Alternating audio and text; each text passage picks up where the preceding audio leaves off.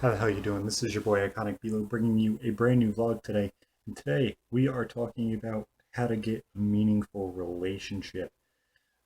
I've had many people ask me what I thought on their relationship or things like that, asking for help and stuff like that. I've asked other people for help, and I found quite an amazing relationship. I've been in one, and now I guess she is my fiance, wife. We live together, have two kids, stuff like that. And I have quite an amazing relationship. So I wanted to give you guys a few tips that I used when I was your age, or that you could use a little bit later on in life, and tell you exactly how I was able to achieve success in finding somebody I wanted to be with. So, first, I'm going to give you the prerequisites, what you need to find in a person before you sit there and go after them until they give in. Um, First off, you have to be physically attracted to the person, and that person needs to be physically attracted to you. Obviously, that sounds very sexist. Few other things that many people will probably call me in the comments. But if you are not physically attracted to the person, regardless of their personality, it is going to be a very odd relationship and not very healthy for either one of you because you won't be sexually or physically attracted to the person, but you may be mentally or emotionally attracted to the person. Obviously, you can have three or four out of those, but you need to have at least three. So, being emotionally attracted to somebody or physically attracted to somebody is normally the two main things that you're going to be looking for, especially in that high school age. Now, there's really two ways that you could achieve, not necessarily achieve because that sounds like somebody's a prize and stuff like that, but there's two ways that you could really go about trying to find somebody. You can make yourself, not make yourself, but reveal something in yourself that you not necessarily would tell everybody. That's personally what I did. Or you can make yourself as the fixer of everybody. Now, I've done both of these. I completely can tell you exactly how to do both of them, but you really need to figure it out for yourself.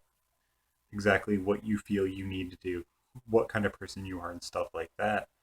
Now, what I did when I was younger was I always made myself as a person that needed to be, I guess, quote unquote, fixed. I would reveal a little bit about myself, whether I was depressed or dealing with something and I was having a hard time dealing with it. And that opens up conversation if the person actually cares about you.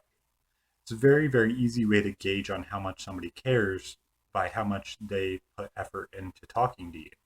Obviously, it's a little bit easier now with things like texting and stuff like that compared to when I was trying to find females when it was just AIM, where you had to wait until a specific time when they were able to be online or either call them, see them at school. It makes it very easier now to be able to communicate with people.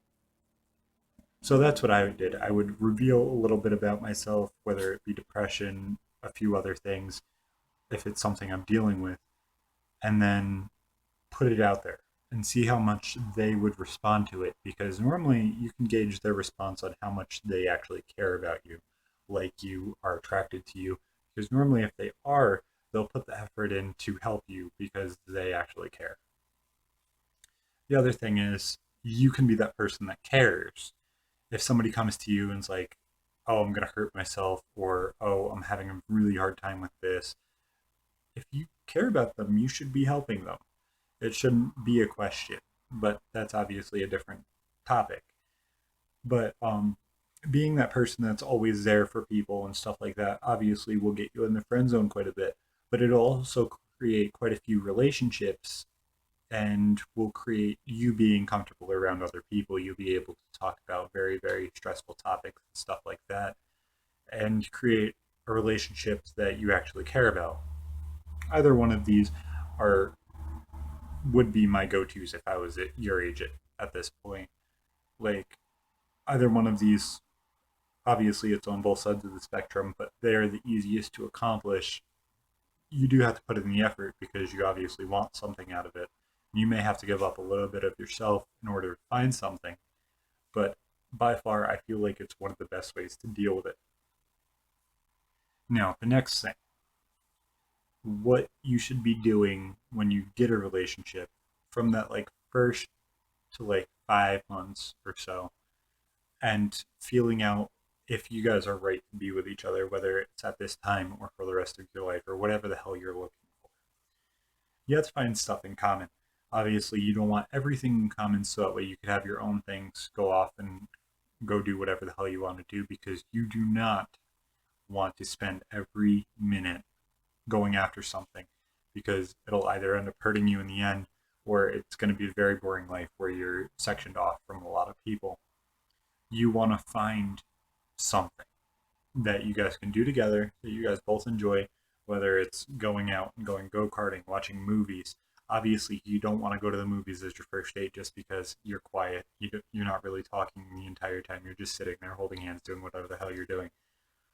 So you want to go to things like go-karts, mini golf, if you guys have that stuff around you, or if you're still in your parents' house, maybe bake cookies with them and just play around. Be yourself. Be funny. Do everything you can to impress that person. Now, the reason I said 1 to 5 months is in this time you're going to see the good of them, you're going to see the bad of them, you're going to see how angry they can get, you're going to see how sad they can get, and you're going to see quite an array of who this person really is. Now, personally, how I gauged my fiance was I taught her how to play video games. Video games was a major part of my life. It still is. Obviously, you guys see that because you guys are on my YouTube channel. But what I did was I taught her how to play video games. It made us connect on an entirely different level because she was learning something from me. She saw that I was intelligent and made her more attracted to me, as well as being able to sit there and enjoy herself spending time with me including her in something that I love. It makes it so that way it's very, very hard for them to be like, okay, I'm not connecting with this person unless she's really not connecting with you.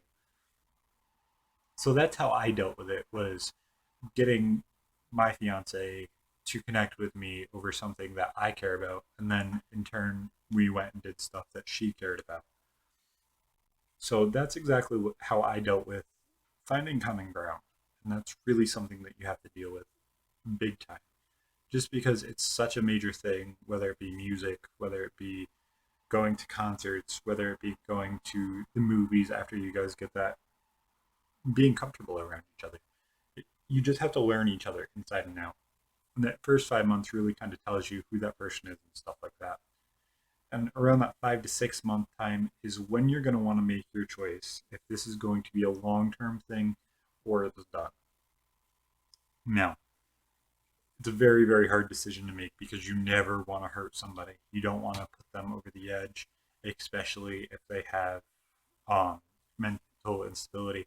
With a lot of people now, they are quite mentally unstable. So you have to look out for that. And it's very hard to say, especially if people are a virgin, they're going to be more attached to you and stuff like that. So that's another thing that you guys have to look out for. There are 3 ways that most people deal with relationship breakups. We're done. We're never going to talk again. You end up being a real big dickhead to them and stuff like that. That is only acceptable in very, very few situations where the girl is psychotic or something like that, and you need to get the fuck away from her as soon as possible. The next is you're still friends. You end up getting back together eventually because of how good you guys were together, stuff like that. But it's not really the same just because you guys broke up. And the last one is it's kind of in that weird limbo state where you guys are still like friends with benefits or hooking up and stuff like that. And then you guys end up falling apart. And truthfully, the last 2 are normally the ones you kind of want to look for, whether or not it's somebody you want to be with. You want to break it off as easy as possible. Obviously, you want to make it so that way they stop going after you right there. You get them to stop going after you, and it's done. them to heal. You want yourself to heal, which is why you need to get it cut and done. That is one of the biggest parts of breaking off a relationship that not a lot of people think about. You can't be a dick at that point because you don't want them to be broken. But you can't let them be a bitch or you fuck up even more and stuff like that. It's a very, very hard thing to walk. So make sure you guys handle it right. Obviously, I have no specific case by case data or something to tell you on how to keep it okay between you guys. There's no specific rule set on it. Now, I'm going to tell you guys exactly how I dealt with my last relationship in that 1 through 6 month region. It was with my fiance. We now live together, have 2 kids, and life is really, really happy for me. So I ended up feeling like I wanted to marry her around 2 months. Obviously, I move really quickly and get really, really attached. So it's something very, very personal to me. I either got stuck or I moved really, really quickly.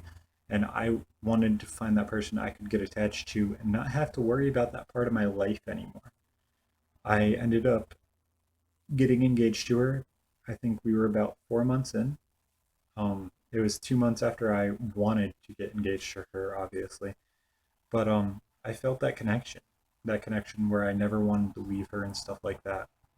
And I hope every single person watching this video finds it. It's very, very hard to find, but when you do, it's worth it. Now, guys, this has been your boy IconicBelow. If you guys like the content, make sure you guys click the subscribe button. If you guys only like this video, make sure you click the like button. If you didn't like it at all or you disagree with me, make sure you click the dislike button. And if you guys would like to have a comment or have a conversation down in the comments with me or anybody else that needed help or wanted to see this content, make sure you guys leave a comment and leave your opinion.